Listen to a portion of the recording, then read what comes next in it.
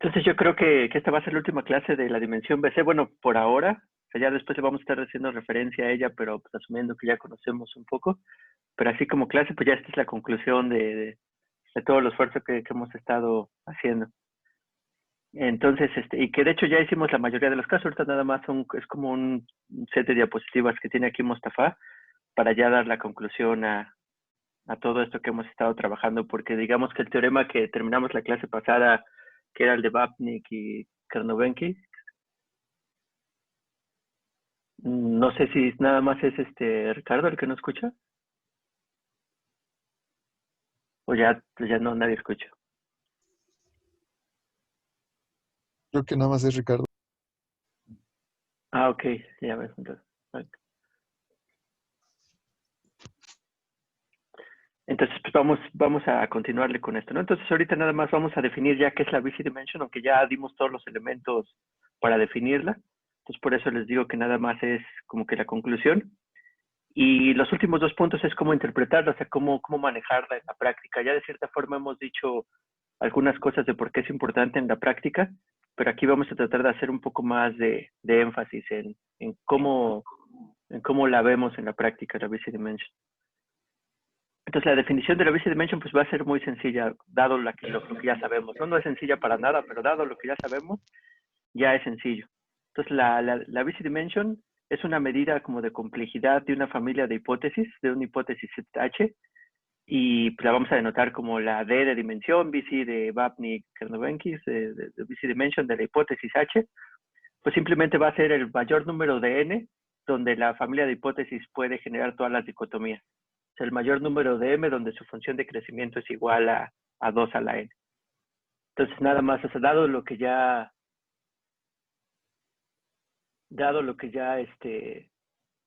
se sabía, pues entonces, dado el breakpoint que ya tenemos y de cuándo hace shatter una familia de funciones o no, así está definida la BC Dimension como el máximo valor de N para el cual se pueden generar todas las dicotomías. Y como ya habíamos visto, pues esa más o menos era una buena medida de complejidad, ¿no? Y por los ejemplitos que vimos. Entonces, si la dimensión BC es mayor que N, ¿qué podemos concluir aquí sobre N? Pues que como la dimensión de BC es el número máximo o el número más largo de N que se pueden generar todas las dicotomías, pues aquí podemos saber que esta familia de hipótesis pues, genera todas las dicotomías para N puntos. Pero ahora, si por otro lado sabemos que N es mayor que la dimensión BC de esa familia de hipótesis H, entonces, ¿qué podemos concluir aquí sobre H? ¿Qué pasaría aquí?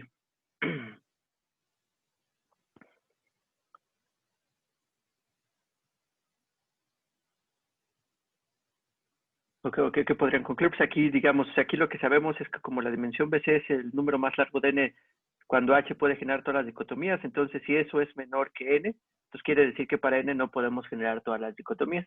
Entonces, siguiendo los conceptos que ya sabíamos antes, pues entonces N es un breakpoint para esta familia de hipótesis H, ¿no? Entonces, como les decía, ya no es mucho, o sea, ya nada más definimos como que es la dimensión BC era el número más grande de puntos que podemos generar todas las dicotomías. Y bueno, ya está sencillo porque ya está definido en la función de crecimiento que ya habíamos tardado en definirla y en tratar de entenderla. Y bueno, ya nuestros clásicos ejemplos, si la familia de hipótesis son los rayos positivos, entonces, ¿cuál es la dimensión BC de esa familia de hipótesis?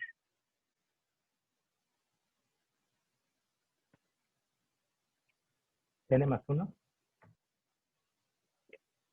Esa es la función de crecimiento, ¿no? Pero dado cómo definimos ahorita la dimensión BC, la dimensión BC de nuevo es el valor más grande de N para el cual se pueden generar todas las dicotomías. O en otras palabras, es el valor más grande de N para el cual la función de crecimiento es igual a 2 a la N.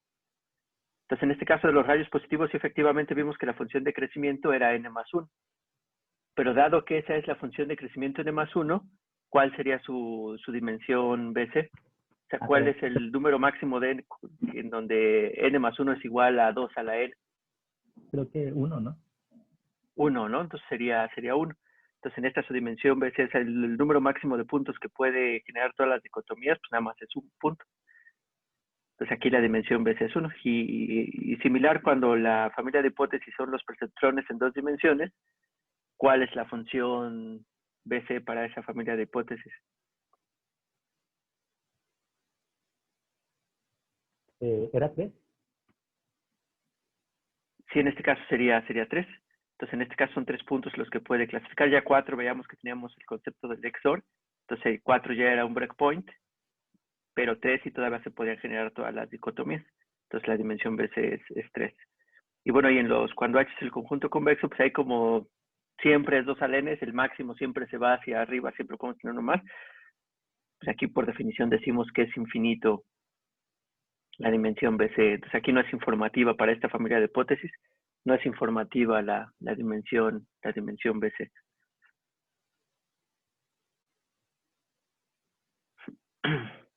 Entonces, digamos que ya como conclusión, o sea, ¿qué nos está, o sea, este resultado ya lo hemos estado interpretando mucho, pero lo que nos hace es que nos garantiza generalización. O sea, nos dice qué garantías tenemos o qué necesitamos para que nuestro modelo que ya tuvo un error pequeño en el conjunto de entrenamiento, también tenga un error pequeño afuera, que ya es donde nos interesa, que ya es donde estamos probando. Y aquí hay varias ideas muy importantes que hace a este análisis muy poderoso. Por ejemplo, son las cosas en las que no depende, o sea, son las cosas que asumimos que están ahí, pero que el análisis no depende de esas cosas. Entonces, lo que no depende son del algoritmo de aprendizaje. O sea, nunca nuestro análisis de la dimensión BC no depende del algoritmo de aprendizaje. En realidad, el único que depende es de la familia de hipótesis, pero ya de cómo se escoge el algoritmo, nuestra hipótesis ahí, no la tomamos en cuenta porque al final nuestros bounds están basados en la cota, están basados en la unión de todas las posibles hipótesis y ya después cómo manejamos las intersecciones dentro de este concepto de la función de crecimiento. Entonces, como nuestro algoritmo de aprendizaje selecciona una hipótesis de esa familia de hipótesis, pero aquí el análisis es válido independientemente de qué algoritmo se utilice. También es válido independientemente de cuál es la distribución de entradas. Aquí lo único que sí asumimos y que sí es importante para todo este análisis es que las muestras sean IID, o sea, que sean independientes y que tengan la misma distribución. Pero ya cuál es la distribución precisamente, eso ya no, pues puede ser cualquier cosa y esto todavía va a seguir funcionando. Y por último, tampoco asumimos nada de la función objetivo. O sea, no asumimos, porque por ejemplo, también en varios análisis puedes asumir si la función objetivo está o no dentro de la familia de hipótesis u otras cosas, ¿no? Pero aquí tampoco asumimos. Entonces esto hace nuestro análisis muy poderoso y cuando se aplica, pues es muy interesante, o sea, que nos permita generalizar, ¿no? Que es todo esto de la teoría del aprendizaje. Ahora ya para cuando ha estado progresando Machine Learning en estas últimas décadas, pues se ha visto que sí sigue aplicando la dimensión BC, pero a veces ya no es tan informativa. O sea, a veces ya se tienen que hacer más cosas si quiere ser más preciso. Como ya les había platicado hace poquito, por ejemplo, algo interesante de las redes neuronales profundas o de Deep Learning es que generalizan bien, aun cuando el número de muestras con los que lo entrenas es muy poquito relativo a su número de parámetros, al menos desde la perspectiva de la dimensión BC. Entonces, para tratar de entender estas cosas, pues ya tal vez se tenga que relajar, o sea, tal vez ya sí se tenga que tomar en cuenta que el algoritmo de aprendizaje es gradiente descendente, que bueno, lo vamos a ver eventualmente, o que la distribución de entrada tiene ciertas propiedades. Entonces, ya para hacer análisis más finos, donde ya la dimensión BC por ser tan general no aplica, a lo mejor sí ya vamos a tener que incluir esta información para los análisis. Pero bueno, lo importante aquí es que este es un punto inicial que ya nos da un framework de cómo entender si es que se aprende o no, ¿no? Y por ejemplo, a mí me parece muy interesante que sea un framework matemático que modele la navaja de Occam, ¿no? De que explique claramente ya dentro de este contexto por qué un modelo más sencillo va a generalizar mejor o va a ser preferible a un modelo más complicado. Claro, siempre y cuando ese modelo sencillo sí se ajuste a los datos que tenemos actualmente. Pero vamos a ver más de estas cosas. Entonces, todo este trabajo, por ejemplo, lo de la BC Dimension salió porque queríamos trabajar familias de hipótesis más complicadas. Entonces, en particular, el único modelo, bueno, el modelo que hemos manejado ahorita a detalle, que es muy importante, son los modelos lineales. y vimos que para perceptrones en 2 dimensiones, y ahorita es lo último que quedó escrito aquí cuando les pregunté, vimos que la VC Dimension era de tamaño 3, pero en general, ahorita lo vamos a hacer como ejercicio, calcular la VC Dimension de perceptrones, pero ya en una dimensión arbitraria, que es ya cuando normalmente los usamos, ¿no? Cuando ya nuestros datos no tienen nada más 2 columnas, que son las que podemos visualizar normalmente en este tipo de ejercicios, pero ahora cuando ya sí son un dataset normal, que puede tener miles o cientos de columnas, ¿no? De atributos y más actualmente, ¿no? De que ya todos colectan todo de nosotros, ya generamos un montón de información. Entonces, ¿cuál es la dimensión BC? Y como este ejercicio de todo lo que hemos visto de los perceptrones. Entonces ya vimos que para en 2 dimensiones es 3, para una dimensión es 2. Entonces vamos a ver cómo es para en general. Entonces lo que vamos a tener que demostrar es que para que la dimensión BC de un perceptrón en D dimensiones va a ser igual a D más 1. Entonces ese va a ser nuestro objetivo ahorita, ¿no? Demostrar la dimensión BC que es D más 1 para los perceptrones. Entonces lo tenemos que hacer lo vamos a hacer 2 cosas. Vamos a demostrar que la dimensión BC es menor o igual que D más 1. Y también vamos a demostrar que la dimensión BC tiene que ser mayor o igual que D más 1. Y entonces ya dadas estas 2 cosas, pues la conclusión va a ser que la dimensión BC es igual a D más 1. Entonces vamos a hacer, creo que es primero la de arriba, o sea que la dimensión BC es menor o igual que D más 1. Entonces, ¿cómo se demuestra o cómo podemos demostrar que la dimensión BC es mayor o igual que D más 1?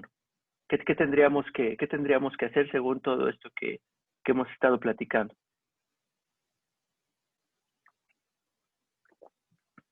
O sea, quiero encontrar un argumento que me diga que mi dimensión BC del perceptrón en D dimensiones es al menos D más 1. ¿Cómo podría lograr eso?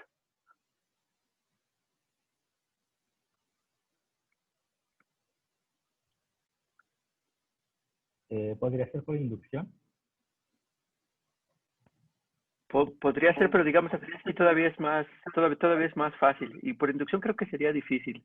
O sea, tal vez no necesariamente es lo que queremos. ¿Qué dijimos que era de nuevo para recordar? Dijimos que la dimensión BC era el n más grande donde se podían generar todas las dicotomías, ¿no? Entonces, por ejemplo, si encontramos algún n para el cual se pueden generar todas las dicotomías, ¿qué vamos a saber de la dimensión BC? Que es mayor o igual a ese n, ¿no? Porque al menos para ese n ya se pueden encontrar todas las dicotomías. Entonces, tal vez todavía podemos seguirnos moviendo hacia arriba y ver si todavía se pueden generar todas las dicotomías.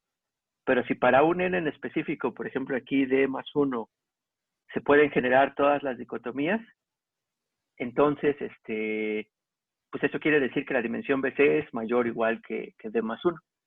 No sé si quedó claro ese argumento. Y entonces, si ese argumento es válido, entonces lo que restaría, o sea, lo único que tendríamos que hacer es construir un conjunto de D más 1 puntos en D dimensiones, tal que se puedan generar todas las posibles etiquetas posibles, o sea, que siempre podamos encontrar hiperplanos que puedan generar todas las posibles etiquetas para ese conjunto de D más 1 puntos. Entonces, el trabajo pues sería pues, tratar de hacer eso. ¿Y cómo lo podemos hacer? Pues parecería difícil, ¿no? Ya aquí en D más 1 dimensiones, por ejemplo, en 2 dimensiones, pues ya tratábamos de poner las bolitas y ponerles colores y ver que sí las podíamos separar y etcétera, ¿no?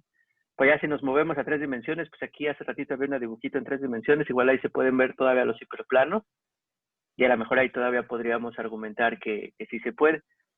Pero ya sí para una dimensión arbitraria de cómo se les ocurriría generar un dataset donde veamos claramente y sea formal que sí se pueden generar todas las dicotomías. Entonces ahí es donde igual ayudaría que tuviéramos un poco de álgebra lineal en nuestro arsenal de herramientas. ¿Y por qué, en qué sentido podría ser que tuviéramos álgebra lineal en nuestras herramientas? Aquí recuerden que estamos trabajando con el perceptrón, ¿no? Entonces, como estamos trabajando con el perceptrón y estamos trabajando clasificación, ¿cómo es nuestra familia de funciones? Pues nuestra familia de funciones para el perceptrón, ¿cuáles eran?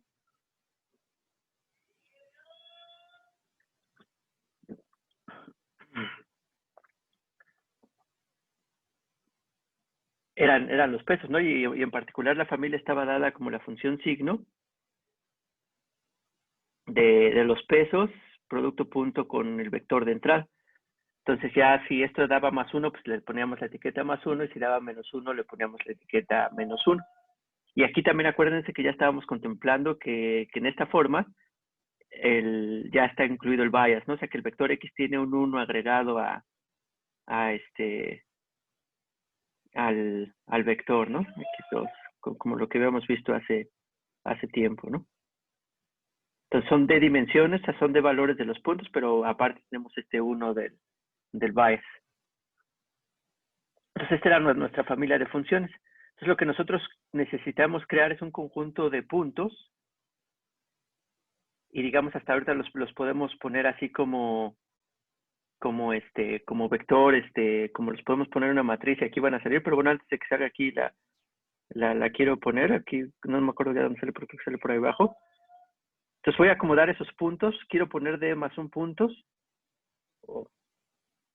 quiero poner d más 1 puntos aquí en las columnas de una matriz. Entonces aquí va a estar el x2,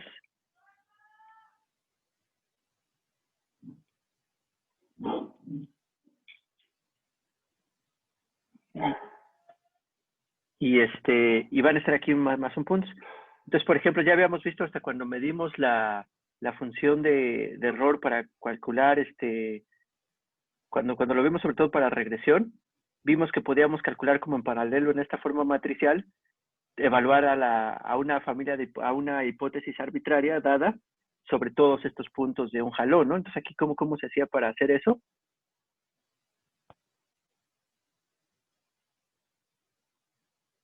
Pues nada más multiplicamos esta matriz por la matriz del vector W, ¿no? O sea, nada más multiplicamos esta matriz por W, ¿no? Y que de hecho aquí, de hecho tal vez ya no lo hice. No, está muy grande.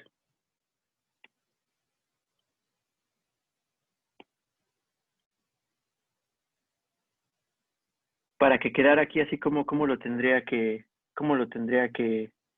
poner.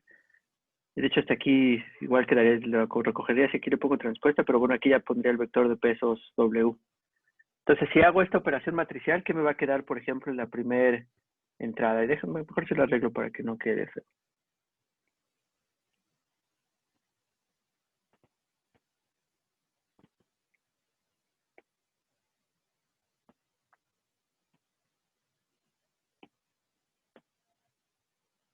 Se va a hacer de nuevo igual la misma matriz, pero voy a poner los vectores que estoy teniendo desde más son dimensiones, los voy a poner como vectores renglón en vez de como vectores columna. Entonces aquí, ¿cuál sería, qué habría en esta entrada de aquí? En la primera entrada del resultado de esa multiplicación. Exactamente, ¿no? Estaría el producto punto de X de W con X1. Y así el otro, ¿no? También sería el W transpuesta, X2. Y entonces están los productos puntos que nos interesan de X transpuesta, XD más 1, ¿no? Perdón, W. Entonces aquí ya nada más lo que me faltaría sería aplicar del signo a este valor y ya serían las etiquetas que le asignaría la hipótesis dada para estos pesos W a este conjunto de puntos que ahorita los tengo de manera muy, muy general. Pero de nuevo, regresando a lo que yo quiero yo necesito construir un conjunto de puntos tal que aquí no me importa qué etiquetas me pongan. O sea, si yo quiero que esta sea +1, esta sea -1, y bueno, así arbitrariamente las que yo quiera, que en principio pueda encontrar un W que me pueda generar esta etiqueta. O sea, yo tengo que encontrar un conjunto de estos puntos que tengan esa propiedad, que siempre, no importa el valor de etiquetas que yo les quiero generar, yo puedo encontrar una W o una hipótesis en mi familia de hipótesis que puede generar esta dicotomía. Entonces, ¿esto qué parece? Por ejemplo, si esto le llamo una matriz, ¿qué operación estoy haciendo? Aquí estoy haciendo, si esto le llamo, bueno, normalmente, bueno, lo voy a poner A, no me acuerdo. Estoy haciendo A por W, y eso quiero que me dé un valor de etiquetas Y dado, ¿no? O sea, quiero que me dé Y. Entonces, ¿cuándo yo puedo así asignarle aquí cualquier valor arbitrario? Y yo voy a encontrar un W que me va a generar esos valores. ¿Cuándo puedo lograr eso?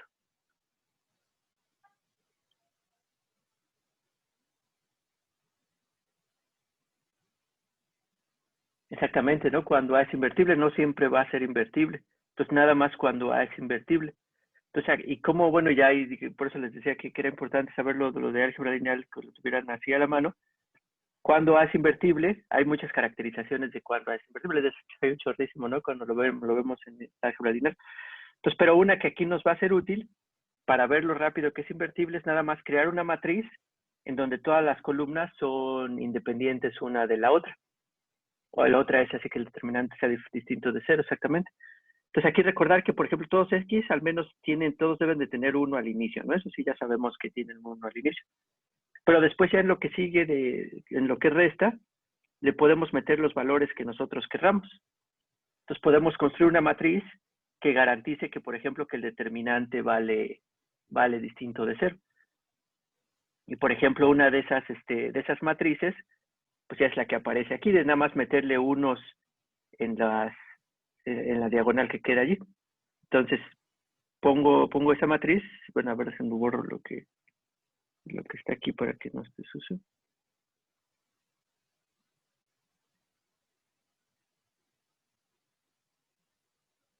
Entonces, esta matriz tiene los unos aquí, que era lo que queríamos, y aparte las columnas todas de esta matriz son independientes una de la otra. Por ejemplo, aquí podríamos sacar determinante alrededor de esta columna de unos o hasta mejor hasta esta columna de unos, y vamos a ver que el determinante es uno de esta matriz. O también podemos ver claramente que sí son independientes estos vectores columna, ¿no? O sea, no podemos representar a cualquiera de estos vectores columna, no lo podemos representar como una combinación lineal de los otros. Entonces,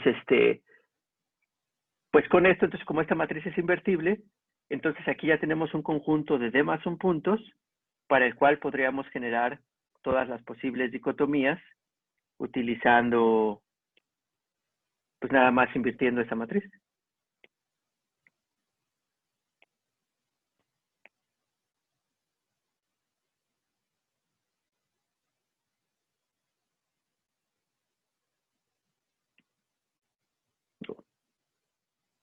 Entonces, ¿cómo podemos generar esas etiquetas?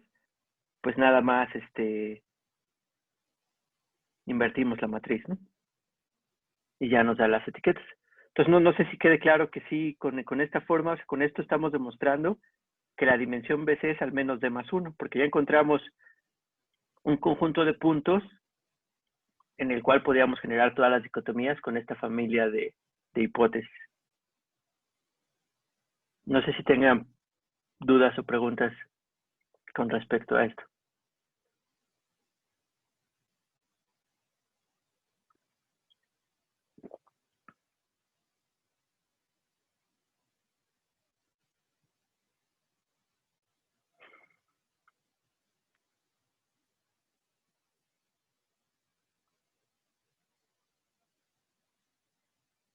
Sí, no, porque tenemos un peso más, ¿no? De hecho, de ahí sale el 1 por el bias, precisamente. Entonces, vamos a continuarle, ¿no? Entonces, pues ya con esto, entonces, ¿qué implica? Y ya, bueno, ya lo he estado diciendo un montón de veces, pero hasta para que no se duerman tanto, que con todos mis choros, vamos a hacer esto, a ver si sirve. Voy a poner esta pregunta la voy a poner como una encuesta aquí en Teams. Entonces la tienen que contestar. Entonces, a ver, vamos a hacer una nueva. sí están en Teams todos?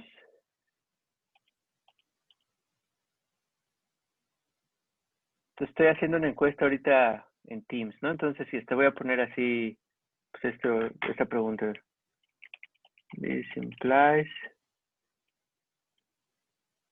Entonces ya pudimos generar todas las dicotomías para estos D más 1 puntos. Entonces, ¿esto qué implica? Entonces tenemos D opciones, ustedes me tienen que decir cuál. La primera opción es que la dimensión BC es D más 1, o sea que debe ser... Bueno, es más, nada más le voy a poner aquí así A, B, C y D. Entonces, this implies what?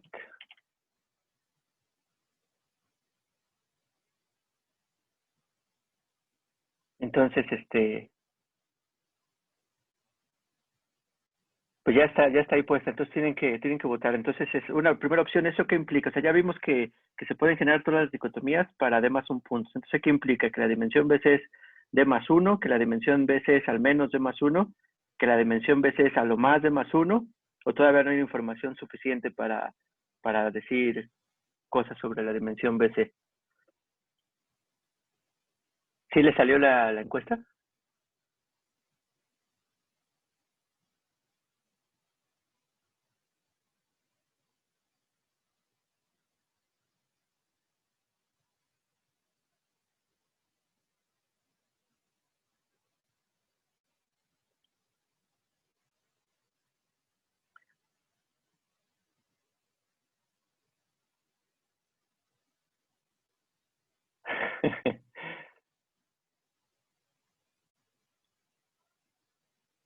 Entonces ya empiezan a ver ahí unas respuestas.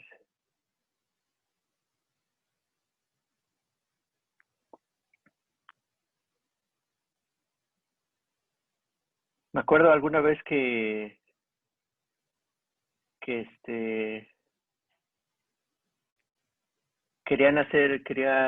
dentro de los proyectos que alguna vez queríamos en el laboratorio, pero bueno, estaba muy chairo, era porque nos compramos un casco, de esos cascos que miden la actividad de ciertas partes del cerebro que estábamos teniendo.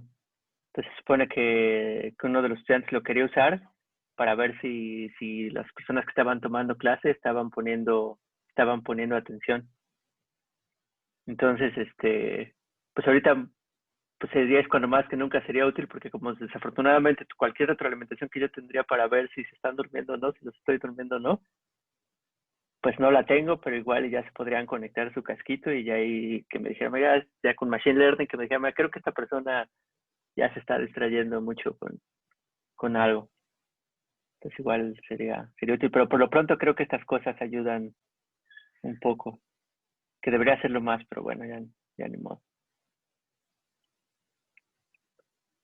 Entonces ya hay bastantes, ¿no? Ya tenemos muchos. Entonces la que domina es la B, pero hay una que otra, bueno, ya está saliendo. Ya están haciendo trampa, ya no se va a hacer el algoritmo de... Sí, también. Pero bueno, sí, también lo malo es que como no podemos, bueno, sí.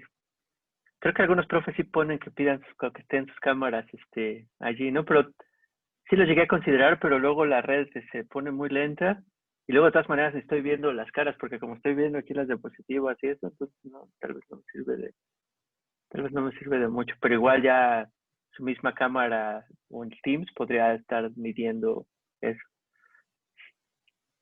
Pero bueno, entonces sí, la mayoría contestaron B y pues, son correctos. No sé por lo que dijimos que como es la dimensión BC es el valor más grande de n para el cual se pueden generar todas las dicotomías. Entonces aquí encontramos un valor de n en particular d más 1 que se pueden generar todas las dicotomías.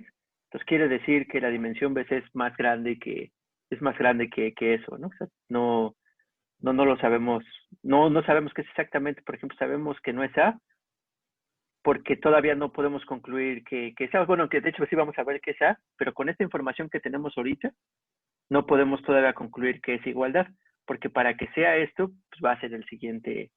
Bueno, a ver, vamos a ver, creo que era el siguiente punto. Entonces sí era B, ¿no? Ahorita regreso a por qué A podría estar correcto, y de hecho sí, de cierta forma sí es correcto, porque esa es la respuesta, ¿no? La dimensión BC de los perceptrones en D dimensiones es D más 1. Pero con esta información que teníamos ahorita nada más, todavía no se podía concluir eso. Entonces, sí.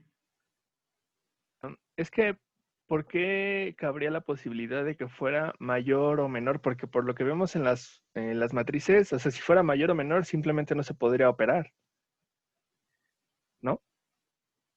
Lo tenemos que demostrar, de hecho es lo que vamos a demostrar a continuación.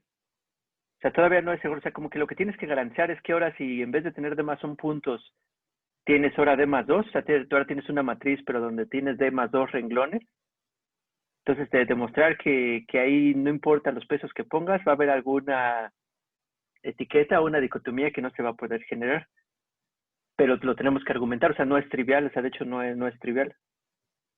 No, Pero, o sea, yo lo decía por los tamaños, o sea, por el tamaño de la matriz y del vector de pesos. O sea, porque pues si no, no coincidiría, ¿no?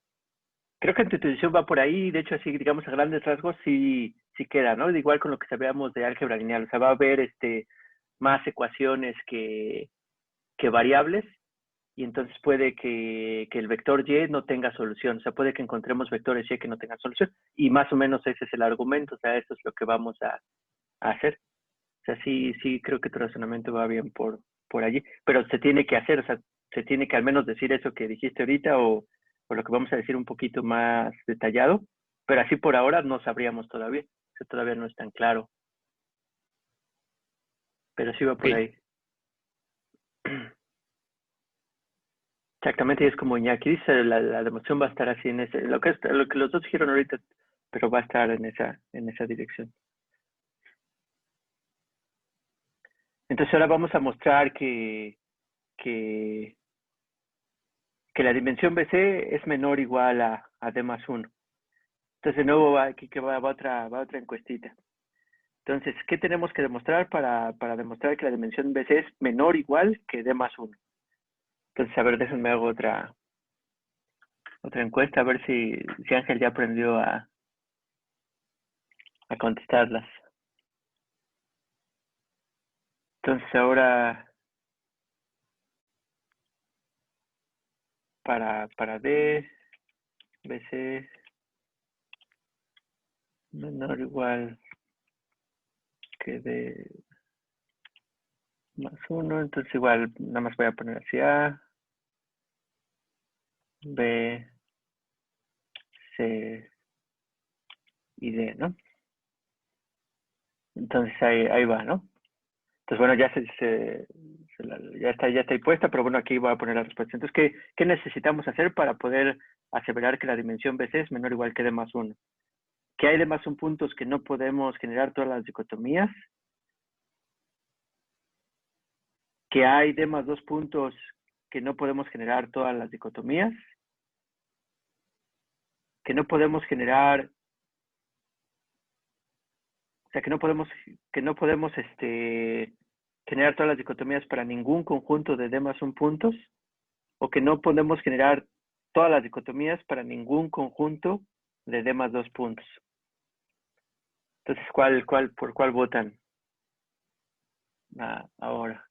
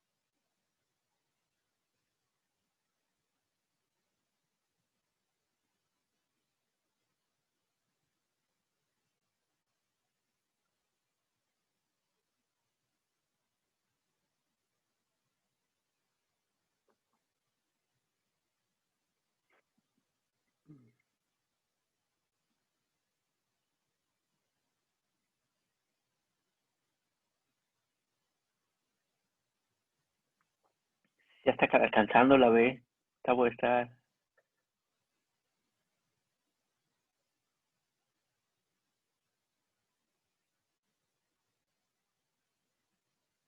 No, ya. Ah, no, sí, sabes que parejo.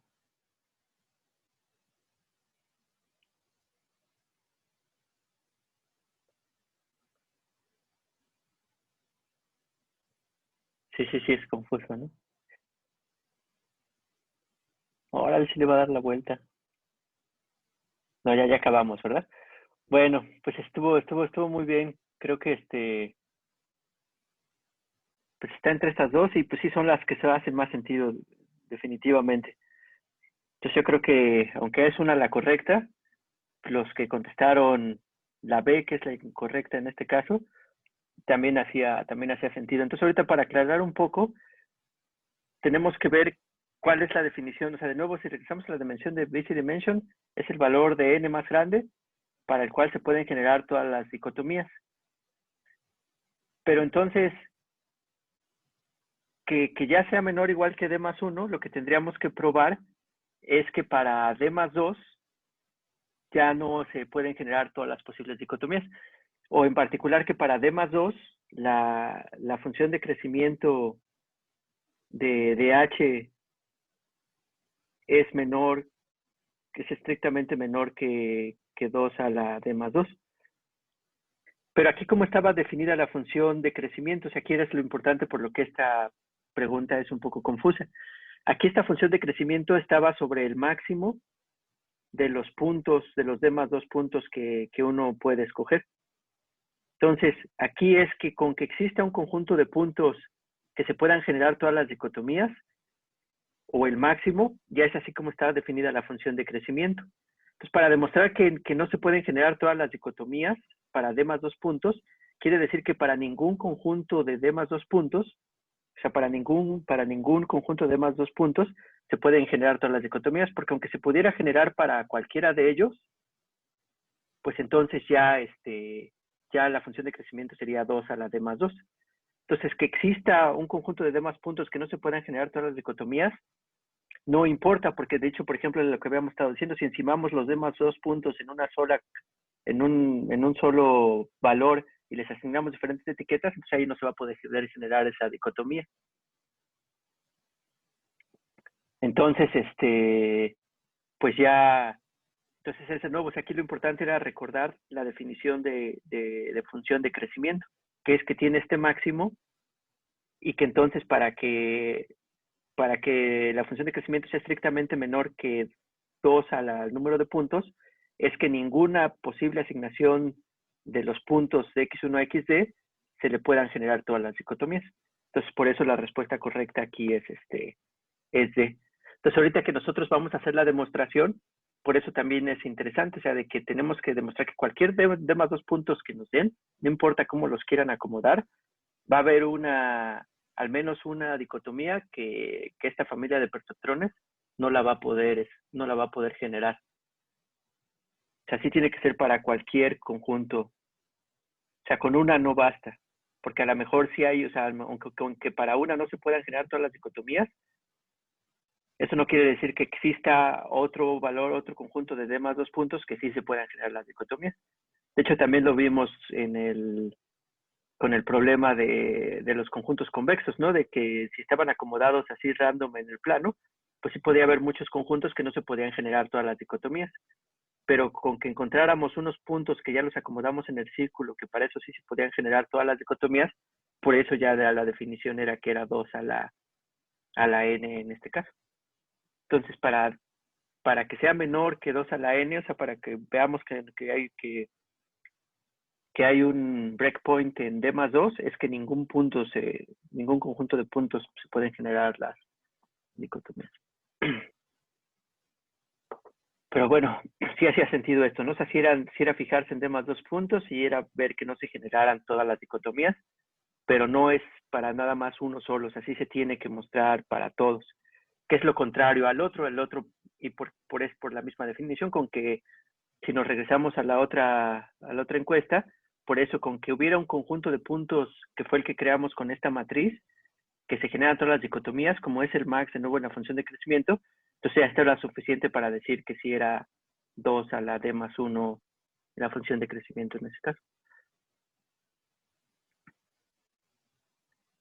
Entonces, pues ya vamos a tratar de hacer esa demostración, ¿no? Bueno, aquí está la palomita de esta cosa, ¿no?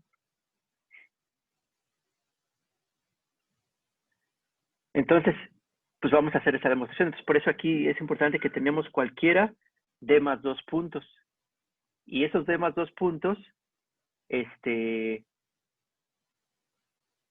¿cuántos, de qué tamaño es su vector de esos d más 2 puntos? Pues son d de la dimensión donde viven y 1 del bias, ¿no? El 1 que siempre está ahí metido por cómo hicimos la transformación.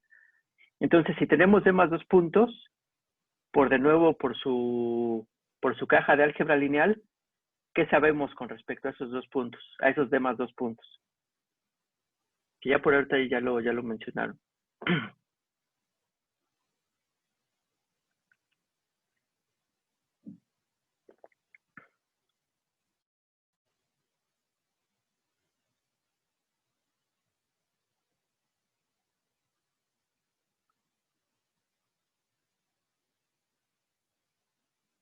Exactamente, ¿no? O sea, sabemos que la dimensión de, si viven, o sea, si tienen vectores que viven en R a la D más 1, su dimensión es D más 1, ¿no?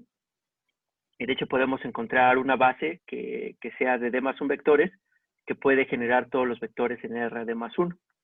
Entonces, si tenemos D más 2 vectores, entonces necesariamente uno de ellos va a ser una combinación lineal de los otros.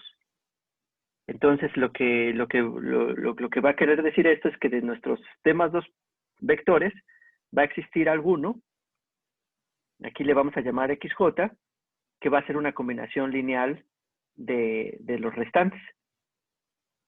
Donde aquí este Y es distinto de J porque pues, no debe de aparecer del lado derecho y estos son números normales, ¿no? O sea, son reales. Entonces existe una combinación, o sea, existe uno que es una combinación lineal de los otros. Y donde aquí al menos alguna de las AIs es distinta de 0. Bueno, igual puedo regresar a eso si me preguntan. Pero sí, más o menos hasta este punto, ¿están de acuerdo? Entonces ahora ya que sabemos eso, este es un hecho nada más de tener D más 2 vectores, sabemos que uno es una combinación lineal de los otros, porque la dimensión es D más 1. Entonces, ¿cómo podemos usar esto para construir una dicotomía que no se pueda, que siempre sea imposible de generar? ¿Cómo se le podría hacer? ¿Qué se les ocurre para...? ¿Y qué es construir una dicotomía? Pues agarrar aquí así a los puntos y les tenemos que asignar una etiqueta, ¿no? Más 1, menos 1, más 2. Más 2, perdón. Perdón. Esas fueron las cabras. Más 1. Entonces, ¿qué se les ocurriría?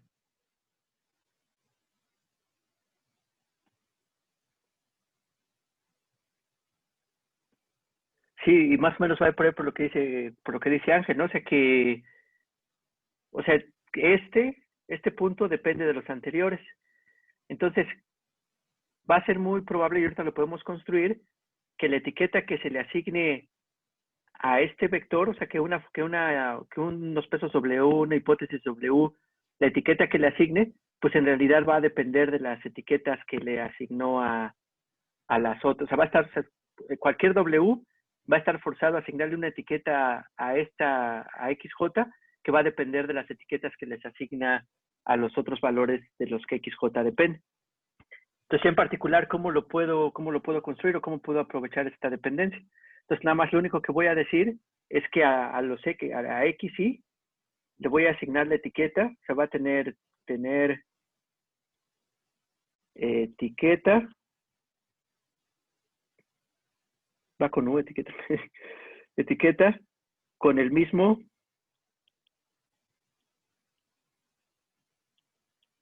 signo que hay. ¿no? Entonces, si ahí es positivo, pues XY le vamos a asignar positivo, y si y si ahí es negativo, pues a XY vamos a decir que tiene etiqueta negativa. Entonces, ya estamos construyendo una dicotomía. Y lo que vamos a decir es que XJ va a tener etiqueta -1. Entonces, yo ahora lo que voy a argumentar, o lo que voy a argumentar es que esta dicotomía no la va a poder generar ninguna hipótesis de mi familia de hipótesis. ¿Y cómo podemos ver eso? Pues, ¿qué pasa? Por ejemplo, si yo tengo, primero, como cualquier W tiene que generar este etiquetado que describí aquí, pues cuando multiplique a W por el XY, ¿cuánto me va a dar este producto punto? Si es que cumple con este etiquetado.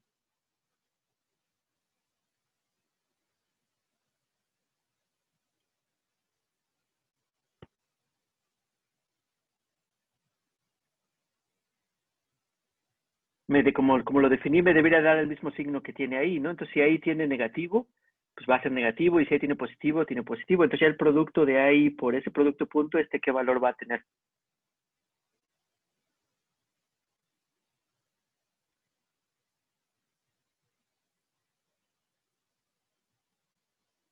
Va a tener mayor que 0, ¿no? Va a ser positivo. Y entonces, ¿eso qué quiere decir? Que toda esta sumatoria va a ser positivo. O sea, por ejemplo, ya cuando multiplique W por este vector y W por todos estos de acá, todo esto va a ser positivo. Entonces, esto va a forzar a que la etiqueta de XJ sea positiva.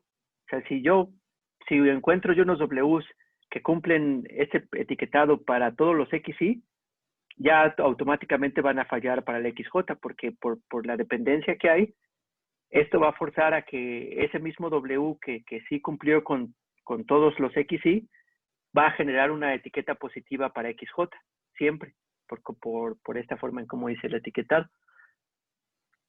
Entonces, aquí describí un mecanismo donde no importa los D más 2 puntos, yo puedo generar una dicotomía que ningún elemento de la familia de hipótesis puede generar por esta dependencia. O sea, si quiere generar bien todos los XY, entonces eso lo va a forzar a asignarle +1 a XJ. Entonces, si yo tenía una dicotomía donde le quería poner XJ -1, pues ya eso no lo voy a poder hacer.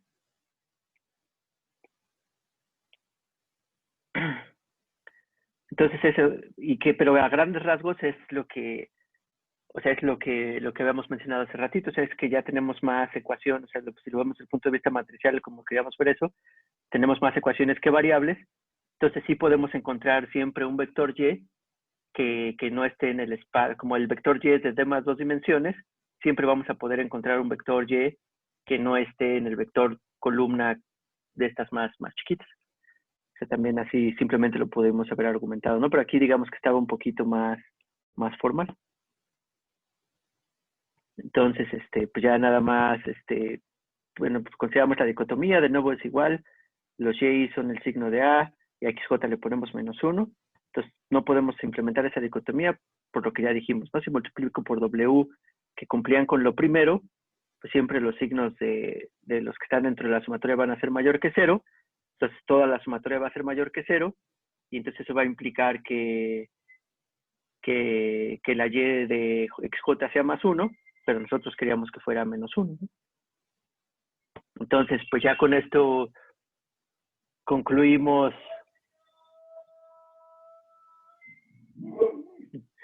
que la dimensión BC de los perceptrones, pues es D más 1, ¿no?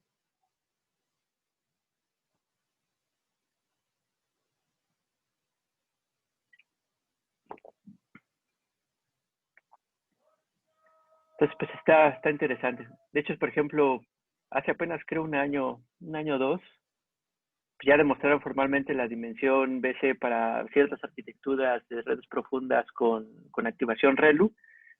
Y pues más o menos sí, la conclusión fue la que ya muchos suponían que era, que sí era proporcional al número de parámetros que tiene la red neuronal. Entonces igual por ahí pongo el paper en Teams, nada más por si le quieren echar un ojo, porque si no está tan trivial, no sé si está difícil.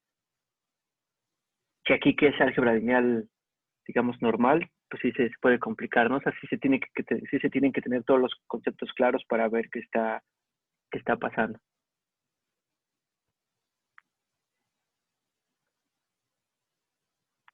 Y bueno, ¿y qué es D+1 en el perceptrón? ¿A qué se refiere este D+1? ¿Qué representaba? Los pesos, ¿no? Como yo creo me lo habían dicho. Pero en particular, pues sí son los pesos que en principio el algoritmo de aprendizaje puede ajustar para tratar de minimizar el error en los datos, ¿no? Para tratar de encontrar una hipótesis que se parezca a la función real que estamos tratando de aproximar o de encontrar una aproximación.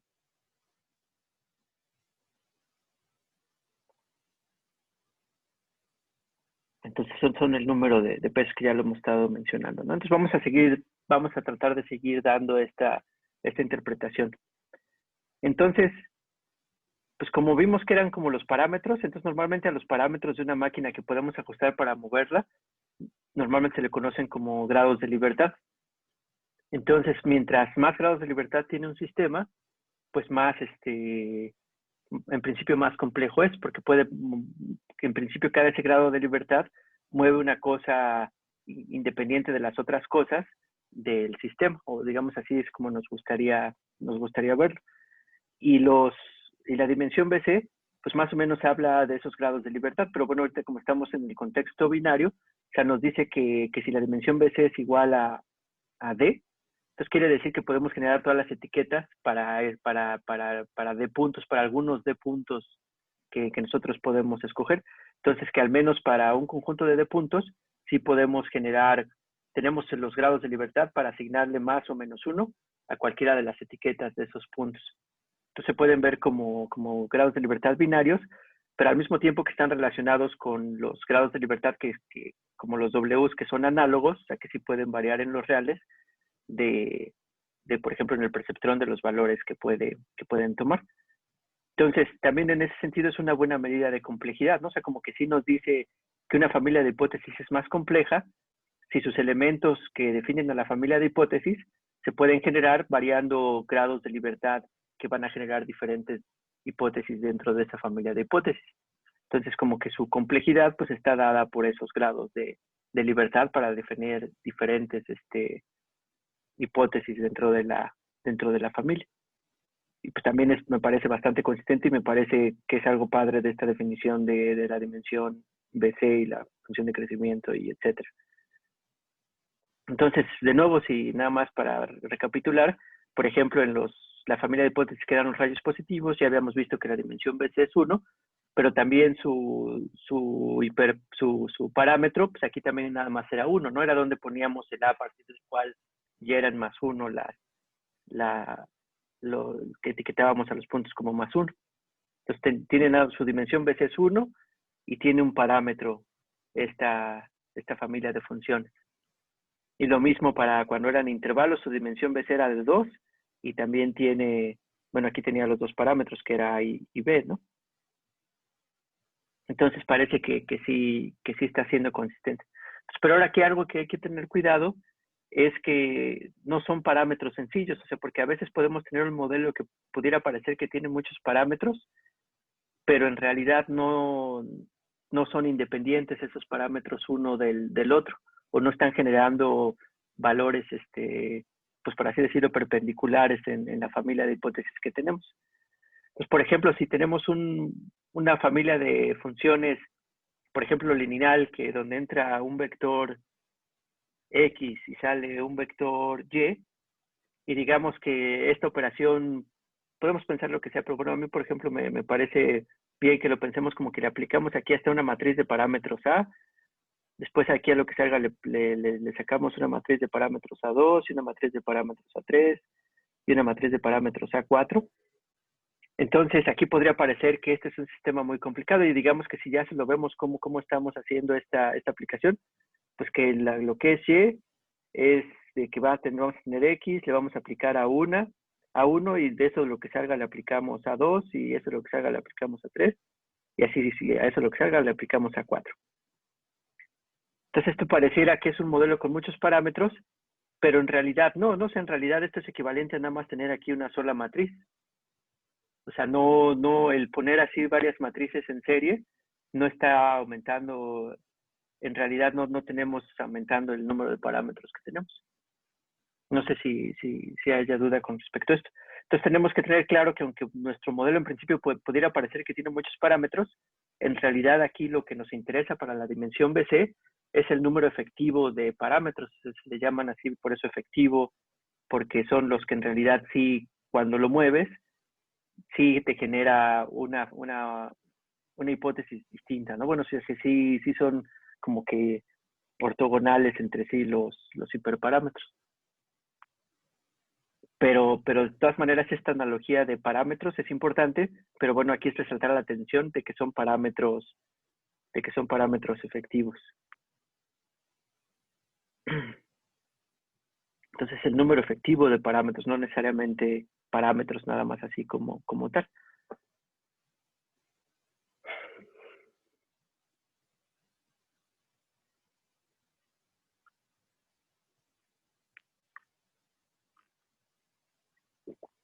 Entonces, pues ya para terminar, también algo que me parece muy interesante y que también les digo que esto se va a usar mucho en la práctica y que nos preguntan mucho a la gente que intentamos hacer aprendizaje de máquina, una pregunta que siempre les van a hacer allá afuera es ¿cuántos datos son suficientes? ¿Y cuántos datos necesito? ¿Y ya estos 20 datos que tengo son suficientes?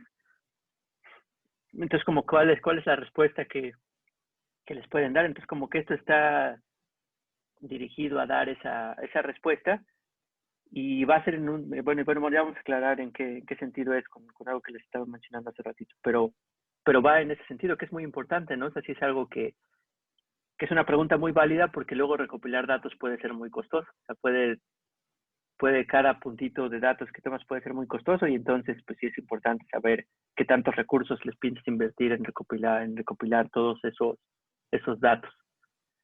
Entonces, tratando de contestar esta pregunta con toda esta teoría que se desarrolló de la dimensión BC, pues lo que tenemos era el teorema de Vapnik y Chernovenkis, que bueno, no importa. Entonces, ¿qué es este teorema que tenemos aquí?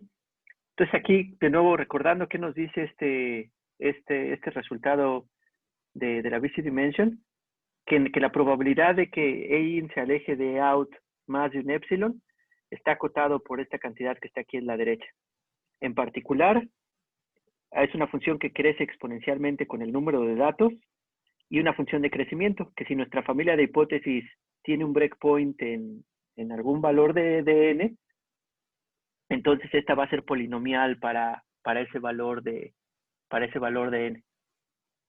Entonces ahora, desde el punto de vista práctico, ¿qué es la pregunta que nos haríamos? O sea, si yo especifico como entradas epsilon y delta, donde aquí delta voy a decir que es a esto le voy a llamar 1 menos delta, que es la precisión.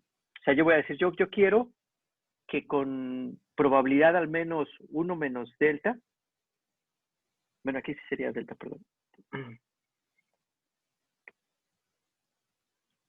No, ya no me sale la goma.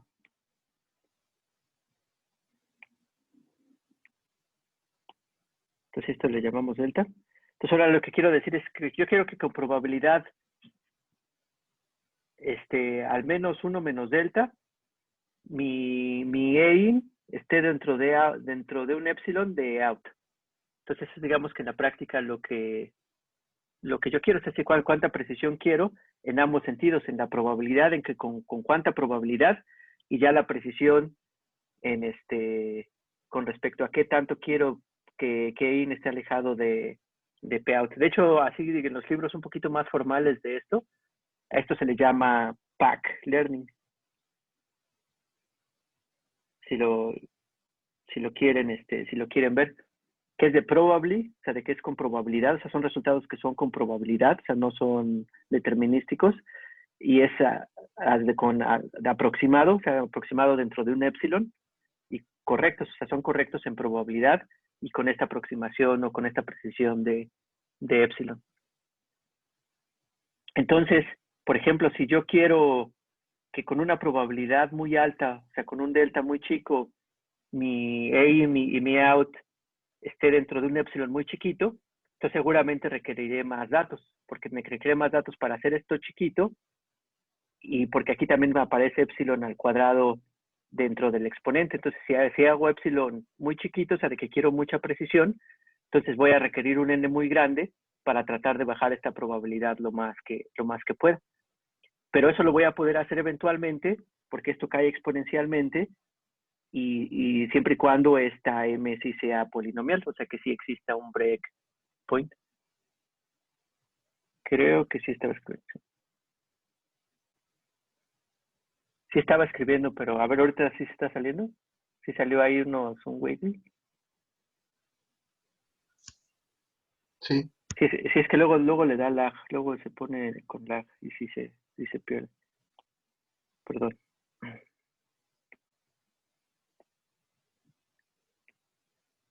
Y pues entonces pues vamos a tratar de encontrar esa relación.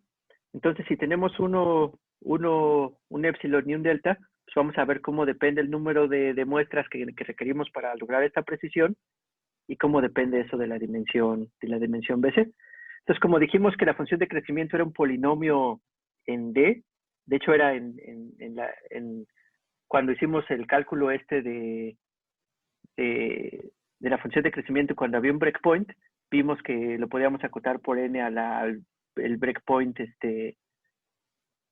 al breakpoint -1, ¿no? Pero como entonces aquí la función de la dimensión BC es el máximo n para el cual se cumple eso, pues más o menos es n a la d, ¿no? O sea, la función de crecimiento va a estar dado como más o menos por n a la d, es un polinomio de grado d, si es que la dimensión BC es finita, o sea, si es que hay un breakpoint en, en la familia de funciones. Y ahorita nada más para entender un poquito a grandes rasgos y no complicarnos tanto, pues nada más vamos a ver cómo se compara una función polinomial cuando la multiplicamos por una función que cae exponencialmente, más o menos para darnos idea de cómo son las cosas. Entonces, si empezamos a ver esto, pues nada más lo podemos graficar, ¿no? Entonces, por ejemplo, si graficamos para d igual a 4, aquí esta línea de abajo es un valor muy pequeñito. Por ejemplo, es un valor pequeñito que quisiéramos para el delta, para la precisión que queremos. Por ejemplo, que queramos una precisión de 0.0001. Entonces, esta es una línea que está en 0.0001. Entonces, hace sentido que primero domine este término, pero eventualmente el término e a la menos n va a dominar. La función empieza a crecer, pero ya después el término exponencial va a empezar a dominar y va a empezar a caer. Entonces, eso es para n igual a 4. Entonces, ahora si lo empezamos a hacer un poquito más grande, pues de nuevo tiene este comportamiento. Se empieza a subir, pero luego la caída exponencial pues gana y pues ya eventualmente pues va a caer muy rápido, ¿no? Y también si lo aumentamos para 10 y si lo aumentamos para 30 y así sucesivamente. Entonces aquí lo interesante de este comportamiento, nada más lo que se quiere que observen es que como esta línea era la precisión que queríamos lograr, y digamos cada una de estas curvas es cuando estamos aumentando la dimensión BC de la posible familia de hipótesis que tenemos, es que el número de muestras que se necesita para lograr esta precisión, al menos con esta forma así burda de la cota de Vapnik y Chernovsky, es que más o menos pues sí es como una línea, ¿no? O sea, como que sí es, o sea, como que es lineal la relación entre el número de muestras que se necesita para lograr bajar la precisión con respecto a la dimensión BC. O sea, por ejemplo, aquí, si estos más o menos están bien, por ejemplo, con n más o menos igual a 160, para cuando la dimensión BC era 30, ya aquí este producto es 0.001. Pero cuando la dimensión BC era 10, pues era más o menos como por 60 y tantos, que necesitaba valer n para que ya este producto fuera 0.001. Entonces, como que es más o menos lineal. Y de hecho, como que aquí no se veía tan claro, lo hice también en matemática, entonces se los puedo mostrar, pero es exactamente lo mismo. A ver, déjame ver si lo tengo por aquí.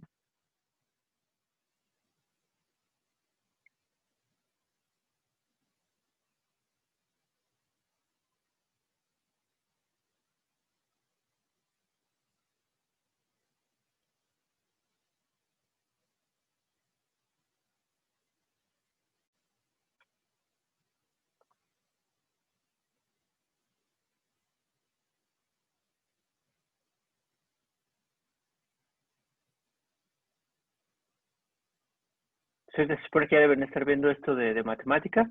Y bueno, aquí nada más es estudiar esa función. O sea, ya estamos tratando de entender esa función de n a la d por exponente a la menos n. Y pues son estas mismas grafiquitas que están aquí. Pero bueno, aquí también como no se veía tan claro, o sea, para diferentes valores de d, ¿no? O sea, nada más lo que hice aquí es resolver esta función, o sea, encontrar el valor de n para cuando se tiene una dimensión BC dada, pues ver cuál es el n que se necesita para llegar a que el producto sea 0.001, ¿no?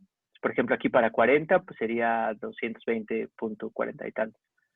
Pero si ya lo ponemos así en una funcioncita, o sea, es para ya un de arbitrario y queremos que sea 0.001, y pues resolvemos para eso. Entonces esto nos va a dar la intersección entre 0.01, perdón, y esta función que está aquí. Porque es lo que queremos encontrar. O sea, queremos ver cuántos n se necesitan para que la parte derecha le da la probabilidad caiga hasta 0.01 en este caso. Entonces así lo voy a hacer para varios valores de d. O sea, voy a resolver esta función, es encontrar el valor de d que resuelve este sistema y graficarlos. Entonces sí se ve más o menos, o sea, no es una línea así tal cual, pero sí se ve más o menos que es como una línea, ¿no? No sé si tengan preguntas. Por ejemplo, si queremos darle aún más precisión. O sea, por ejemplo, que aquí en vez de 0.01 lo quiero hacer aún un poquito más chiquito.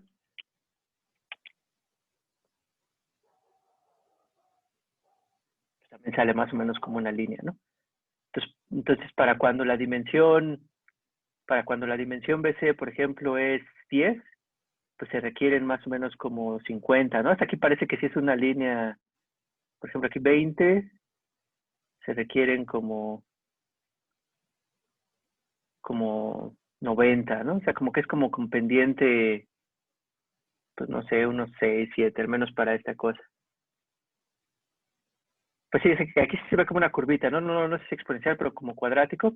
Pero aquí lo importante es que la escala de estos dos no está tan choncha. Estos están como una constante. O sea, porque esto aquí más o menos se ve como una línea, digamos, así como si la pendiente fuera 1, pero es porque aquí esta escala está un poco más grande que la de acá, pero va uniforme. Entonces, como que la escala de estos con respecto a estos es como 8. Entonces, yo pensaría así que como al menos en este caso es como 8. Entonces, este análisis muy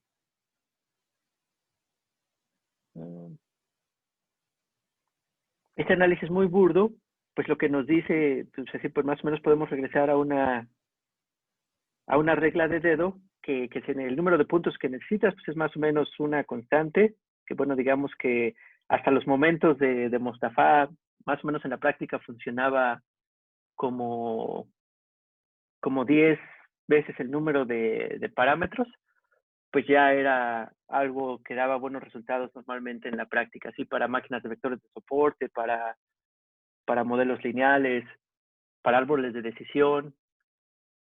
Entonces, para muchas cosas, lo que podrías decir, pues al menos si quiero ajustar un modelo muy complicado en el sentido que su dimensión BC es muy grande, tiene muchos parámetros, entonces yo requiero al menos 10 veces ese número de datos para hacerlo. Entonces ya es una respuesta inicial que pueden dar a la persona que les pregunte. Y esto lo que garantiza es aprendizaje y es una cota superior. O sea, acuérdense que esto esta es una cota superior. O sea, en principio podrías necesitarse muchos menos datos, pero bueno, esto nada más lo que nos da es una cota superior. O sea, nos dice cuántos necesitas. O sea, con esto te garantizo que esta probabilidad va a ser muy chiquita. Pero si me das menos, pues a lo mejor ya no te puedo dar una garantía, pero pues a lo mejor chicle y pega, ¿no? Pero bueno, aquí lo padre de esto es que podemos dar estas garantías.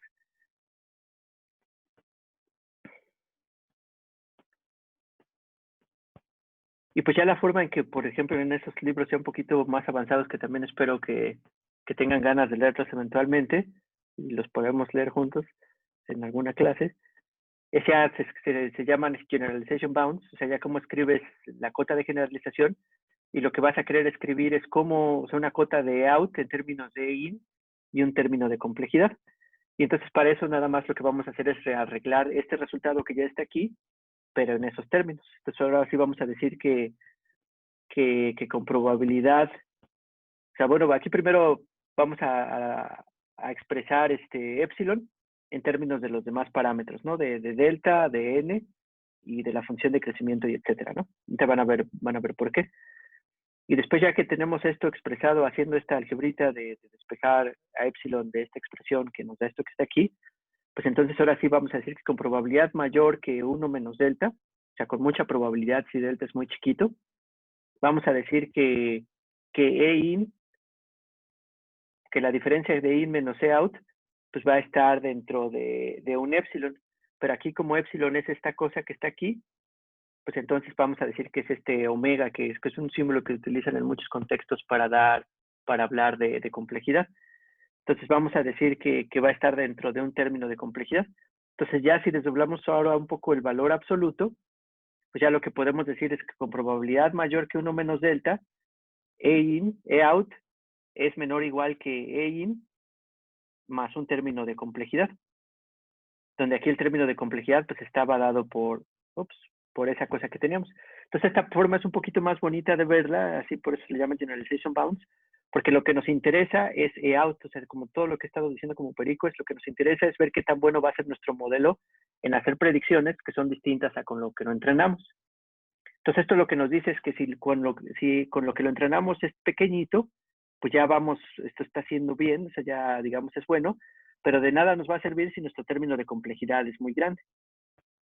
O sea, por ejemplo, si la dimensión BC es infinita, al menos con este contexto, pues no podemos dar ninguna garantía.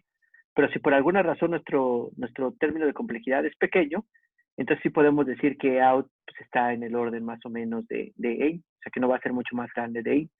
Y nuestro término de complejidad, si nos regresamos porque creí que estaba más acá, pues podemos ver que el término de complejidad va cayendo con el número de muestras que tenemos. O sea, mientras más muestras, este término pues se va a ir haciendo más pequeño, o sea, este término omega. Pero también se va a ir haciendo más grande conforme la función de crecimiento sea más grande. Entonces, como que ya junto con el logaritmo que está aquí, pues ya es del orden de la función de la dimensión BC. Entonces también esto ya nos explica, bueno, ya queda así más o menos claramente dentro de este contexto de que en qué sentido podemos generalizar. Entonces no sé si tengan preguntas con todo esto.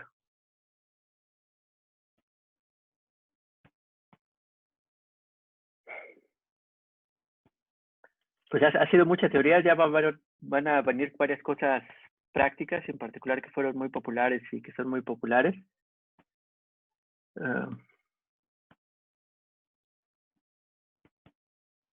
Pues ese ya es un trabajo difícil, ¿no? Entonces, por ejemplo, de algunas se conoce, por ejemplo, de las cosas más importantes. Para ahorita calculamos la de los perceptrones, ¿no? Entonces, con esa ya tenemos claro que, y de hecho ahorita va a ser muy útil para muchas cosas conceptuales que tenemos ahora.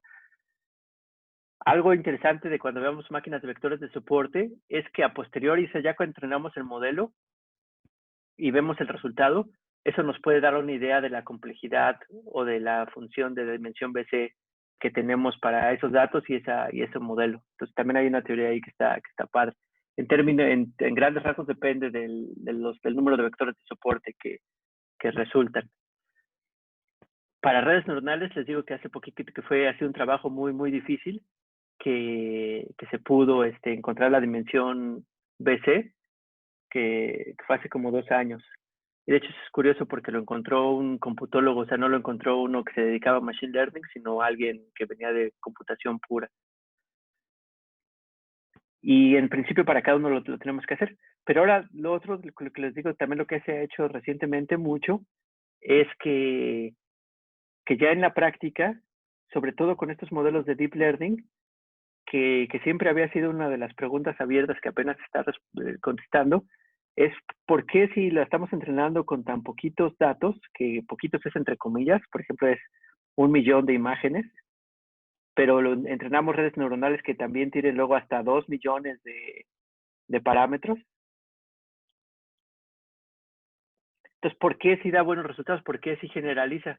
sea, esto, digamos, no contradice a la teoría de la dimensión BC, pero pues no estamos usando la dimensión BC, porque la dimensión BC diría, pues al menos yo necesito 10 millones, no sé, de instancias para garantizar generalización, pero aquí nada más con 1 millón ya está creando generalización. Entonces hay mucha investigación en ese sentido y ya son en esas cosas, en esas limitantes que tiene la dimensión BC, que por tratar de ser tan general, a veces puede que dé bounds que no son tan informativos, al menos en estos casos. Y por ejemplo, uno de ellos es sí ya tomar en cuenta el algoritmo de aprendizaje que se utiliza, o sí tomar en cuenta una posible distribución de, la, de, las, de los elementos de entrada y etcétera, ¿no? Pero sí, en principio, si vas a encontrar una familia de hipótesis, pues tienes que tener una noción de esta complejidad que se tiene. Pero ahora, por otro lado, aún cuando puede que sea muy luz esta dimensión BC para todo lo de Deep Learning, les digo, lo voy a poner cuando veamos redes convolucionales, pero si analizamos la historia de las redes convolucionales, por ejemplo, cuando empezó este boom de Deep Learning para visión por computadora, pues han salido generaciones, diferentes tipos de redes convolucionales. Empezaron con las de Benjo, que eran redes convolucionales normales, pero después salieron ResNet, después salió Google Net, después salieron las redes Inception, después un montón ya de cosas así que por los nombres pomposos pareciera que son cosas más complicadas, y sí introducen conceptos complicados o regularizaciones difíciles, pero también lo que se puede observar es que lo que están tratando de hacer es reducir el número de parámetros que ya tienen las diferentes arquitecturas. Entonces, aunque parece más complicado, sí lo que está, si se analiza esa investigación, sí se puede ver que se están tratando de reducir el número de parámetros. Entonces, aunque sean menos, aunque funcione con menos datos de los que uno pensaría por esta idea de la dimensión BC, de todas maneras, el entender la dimensión BC, pues nos da esa regla de dedo de que mientras el modelo sea más sencillo, mejor. O sea, eso sigue funcionando. Entonces, si algo funcionaba bien con poquitos parámetros y poquitos datos, si de alguna forma todavía pudiera yo tener menos parámetros y que todavía siguiera funcionando bien, pues a lo mejor todavía eso va a generalizar mejor. Y si es lo que pasa, o sea, todas estas arquitecturas pues, se publican los papers porque sí tienen mejor generalización.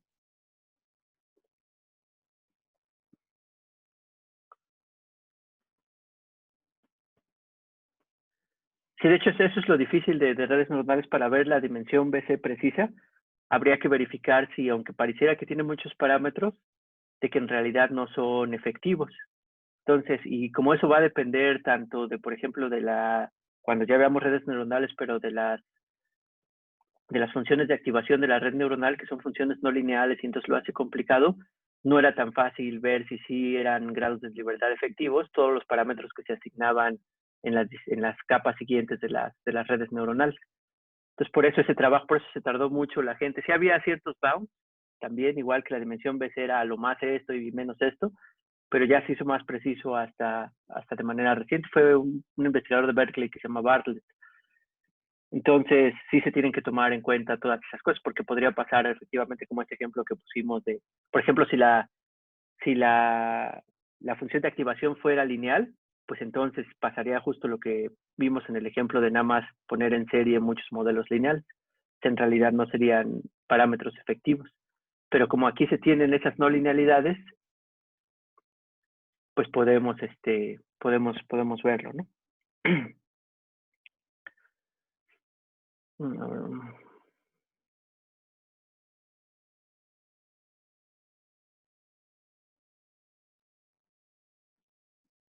Entonces, sí, de hecho también, por ejemplo, aquí algo que también es un problema es que podemos tener dimensión BC infinita y podría parecer que entonces no podemos decir mucho de generalización, pero de nuevo ahí con ese ejemplo me parece bastante efectivo, es que en la práctica, en realidad, igual si estamos tratando de utilizar conjuntos convexos como nuestra herramienta de clasificación, para muchos problemas y esos puntos, cómo nos lleguen, difícilmente se van a acomodar en un círculo, ¿no? A lo mejor sí hay razones para pensar que se acomodan en un círculo, pero pues tal vez no, ¿no? O sea, tal vez sí es medio medio cercano a random cómo se acomodan o cómo llegan, ya depende de la distribución.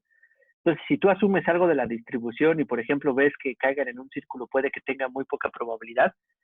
Entonces, en ese sentido, a lo mejor se puede reajustar todo este análisis para decir, no voy a definir a la función de crecimiento como que con que en una que ya esté, ya va a ser ya esa va a ser el valor de dicotomías que puedo generar, sino más bien cuántas dicotomías puedo generar cuando mis puntos se generan de una distribución que tiene estas propiedades. Entonces eso me podría ya dar una medida igual más precisa de estas funciones convexas que no es de complejidad máxima. Pero para ver que no sea de complejidad máxima, yo tengo que hablar o dar unas precondiciones de cómo son los puntos de que se generan y ver de que a lo mejor la probabilidad de que todo se genere en un círculo bien acomodadito, tal vez es poco probable. Entonces, aunque sí se podrían generar todas las dicotomías, a lo mejor no se dan ya en la práctica, ¿no? Entonces, en la práctica a lo mejor sí puede generalizar estas funciones, estos conjuntos convexos. Son otras de las cosas que la gente se ha intentado, pero bueno, no es tan... O sea, siempre que ya empiezas a asumir cosas, pues ya tu teoría se hace un poco menos poderosa, pero si tus suposiciones no son tan específicas, pues a lo mejor pueden seguir siendo útiles. Es como en algoritmos, siempre hacemos el análisis del peor caso, por ejemplo, para problemas NP difíciles, pero hay familias de grafos en donde a lo mejor sí se puede resolver el problema y resulta que sí ocurre mucho en la práctica. Entonces es un caso donde la noción de NP difícil pues ya nos dice que está difícil resolverlo, pero eso no quita que ciertas familias de grafos sí se puedan resolver. Entonces más o menos análogo en ese sentido con el peor o sea, como que estamos haciendo un análisis muy general y por eso pueden surgir esas cosas.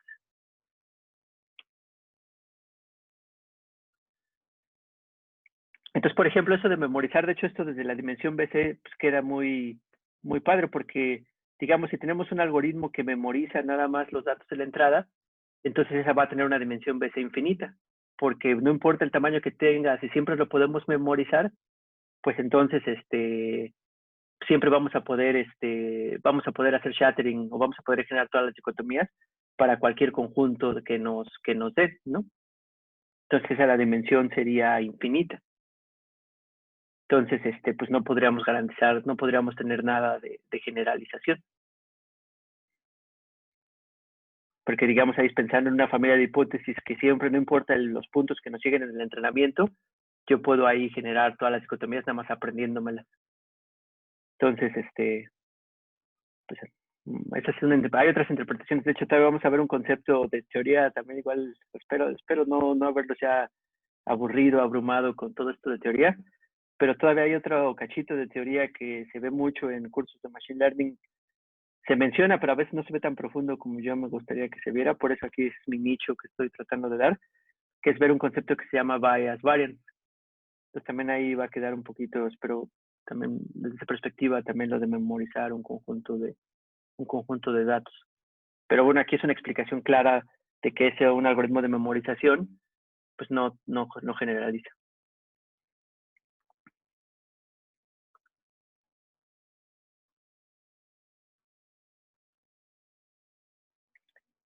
Y bueno, y está, pues sí. Sí, eso, y bueno, ya en el contexto de que si tienes un modelo que así explícitamente no está memorizando, pero precisamente esto de la dimensión BC, o sea, si es tan complejo que cualquier dato puede ajustar, pues pareciera que sí nada más está memorizando la entrada y por eso no generaliza, ¿no? O sea, también cae dentro de eso. Pero un poco lo difícil de Deep Learning y por lo que no había teoría, pues es ese fenómeno que los digo, o sea, sí es una pregunta que todavía se tiene que contestar y que sí se está contestando poco a poco. Pero sí ese es el riesgo de pensar que a lo mejor estas redes muy complejas nada más están memorizando la entrada, pero les digo, en la práctica se ve que sí generalizan bien.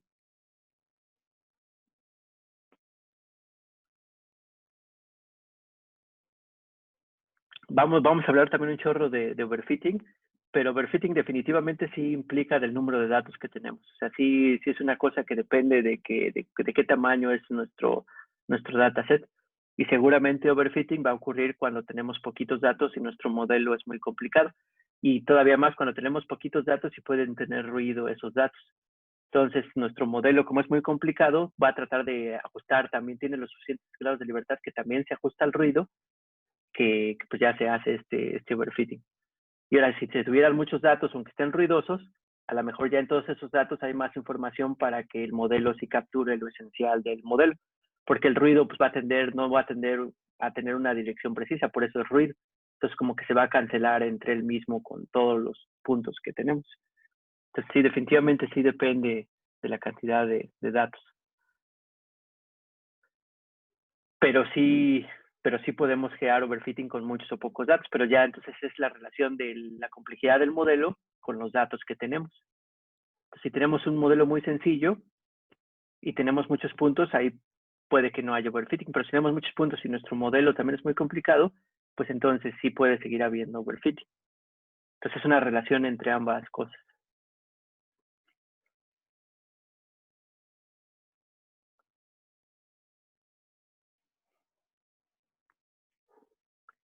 Bueno, pues muchas gracias. Entonces,